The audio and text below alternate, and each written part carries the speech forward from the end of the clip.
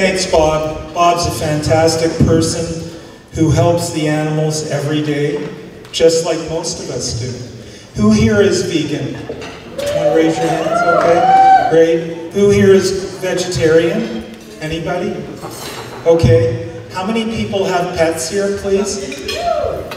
And how many people feed their pets vegan pet food? Okay, so some of you obviously don't feed your pets vegan pet food, but I can tell you that there's absolutely no reason whatsoever that you should not feed your cat or dog or ferret vegan pet food. For the past 26 and a half years, evolution has been making vegan pet foods, plant protein pet foods, and how we have put our foods together is by doing protein profile analysis. In other words, what we've been able to do via current science is measure the levels of all the essential proteins that are found in raw meat, and we put them in our foods in the same amount or in greater amounts to protect the systems of our dogs and cats that eat our food. And of course, we use evolution at petfoodshop.com, just like the food that we sell to our clientele around the United States, Canada, and Europe. So we sell around the US every day. We do a lot of direct deliveries to people around the country every day.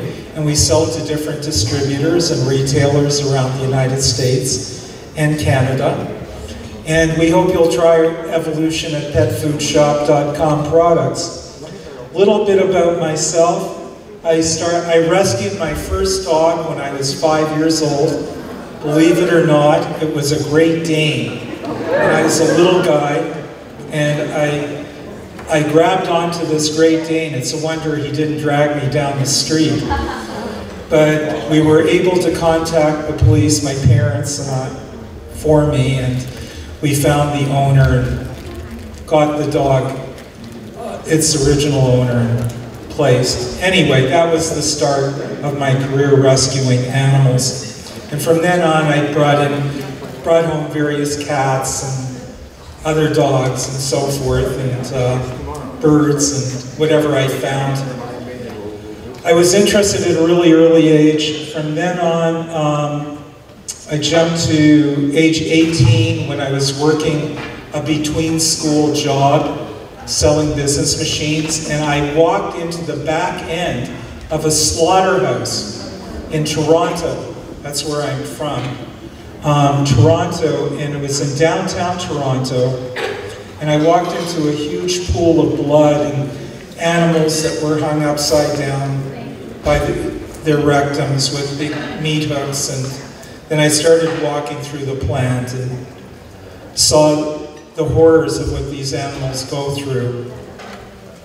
From then on, I started becoming a vegetarian, and that was decades ago. I don't want to tell you how many decades ago, because then I'd give away my age, and then you'd know how old I was, and wow, is that guy really that old? Well, since then, I've been continued rescuing animals. We have right now 5 cats, 2 dogs, and 30 mice. And we live trap mice. We don't kill them at our warehouse operation or at our home. And I have tanks, big tanks, where I put them in, and I look after them every day, or my wife does. And they're wonderful, wonderful little creatures to watch, and they're very friendly, and they don't bite. So that's a little bit about me. Now, what about you? What about us? Most of us are vegan. Most of us care about the animals. Most of us, I think, without exception, care about the animals, or else we wouldn't be here at this conference today. So why not feed your animals vegan pet food? And even if you don't use Evolution at petfoodshop.com, I urge you strongly to use vegan pet foods for your dogs and cats. It's very important because, like the previous speaker said, you vote with your dollars. And if you're voting with your dollars, vote vegan. And sure, I like your business. We like your business. We're a strictly vegan company. We assist people all over the country. We give free pet food to the poor in our community. And we also assist the poor that are dealing with various infectious diseases and internal diseases with their dogs and cats. That's what we do. That's our dedication. Our mission is to have healthier, longer living dogs and cats. During the 1990s, during the early 1990s, the NIH conducted a study. Actually, it was during the early 80s and 90s, excuse me, where they extended the lives of dogs merely by feeding them less food. This also applied to cats as well as mice and other small animals. And they found out that by feeding dogs 25% less food, that they could extend the lives of dogs by 25%. So we designed our food partly based on that study. Now, they were using meat-based food at the NIH, and unfortunately they sacrificed those animals at the termination of the study. They arbitrarily decided that the dogs were not well enough to continue their lives. So in reality, they probably would have lived significantly longer in a normal home situation than they did in the NIH study. But the fact was that they lived 25% longer than dogs that were eating 25, 30% more food. Thank you. So what we did is we developed a food that was based on all the essential proteins found in raw meat in the same concentrations or higher concentrations so that we could get better performance out of the food. And we aerate the food so that it can be readily hydrated so that you can easily feed 30% less food and fill the dog or the cat up on 30% less food. And so over the past 26 years, we've been able to follow the life expectancies of various dogs and cats. Now, I will say this, we're not always sure about the actual life expectancy of the dogs and cats that we've been feeding. But on the ones that we have known the actual ages of, we've had some of them live as long as 22 years. Those are cats. Okay, and we've had some dogs live as long as 20 years on the food, and or even a little longer. But most of them live in the normal life expectancy range, which is somewhere with dogs it would be, for us, we've seen 12, 13, 14 years old, and cats around 15 to 17 years old. But what we've proven is that cats and dogs can live a very adequate life in decent health for a prolonged period of time without any animal products at all. In addition to that, we've done experimentation using additional protein isolates that are from plant materials, the same type that we use in our pet food, but we use them in much higher concentrations to assist people that are having dogs and cats dying with cancers and various forms of organ failures. And we've been doing that service for about 17 years. Needless to say, the meat industry does not like our pet food company. I do a television program in one of the worst states in the world. Not the country, the world. It's called Minnesota. Minnesota, spelled M-E-A-N, Minnesota. Minnesota probably has the highest torturing and kill ratio per person of any state in the country, if not the world. And it's a very bad place for animals. And the reason why it's so bad is because there's free water in Minnesota. It's the land of 10,000 lakes. 10,000 lakes, that's the big boast of Minnesota.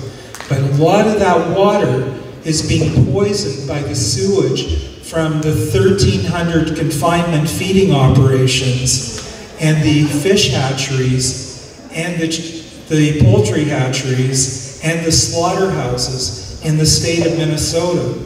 Plus they have a huge hunting population, and they have a huge propaganda program from the meat industry, from Murder King, Kentucky Fried Killing, Dead Lobster, all those companies. You see another ad on TV about every 5 minutes. So the people in Minnesota really don't support our company very much at all. We get very little business there. Most of it is on the coast, like in California and New York State, Florida. Okay, all right. Anyways, so we get our business mostly from the coastal states, and we really appreciate that. And we appreciate your dedication to making this world a better place. And let me assure you, we are in the battle for the animals' lives. We live in a society that is entirely based on animal exploitation. This room that we're sitting in, this hotel, the roads that led to this hotel, the flights that brought us here, the cars, all based on animal exploitation. But we are doing something about it. We are making people aware of what we're doing. I speak to people everywhere, every day, in banks, grocery stores, everywhere I go, drugstores.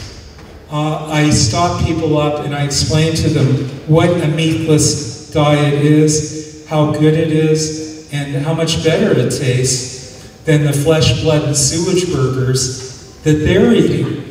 And if you will join me, I urge you to do this, because you may be the only voice that these people ever hear about what humans are doing to all the other animals and the rest of this planet. Okay? We are the voice box for the animals. Okay? If we don't speak up, if we don't speak out, we're not going to win this war.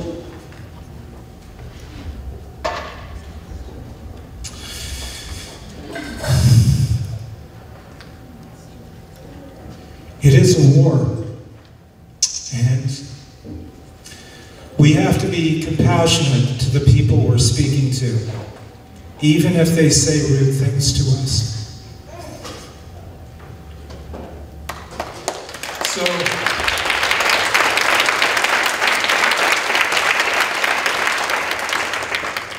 I hope you'll join me. I know we're all linked by the compassion gene. We are family.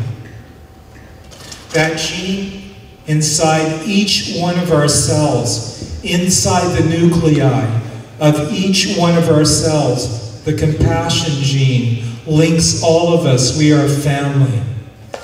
Okay? Don't forget it. Call me if you want help. You're trying to switch someone. I'll tell you the ways that I've switched people gladly. Okay? Don't forget about veggie burgers, veggie hot dogs, veggie chicken patties. They're the easiest way to get people to switch because they're so convenient and people are so familiar with those foods. Tell them to fry them crispy on the outside. They taste way better than the flesh, blood, and sewage version. Thank you.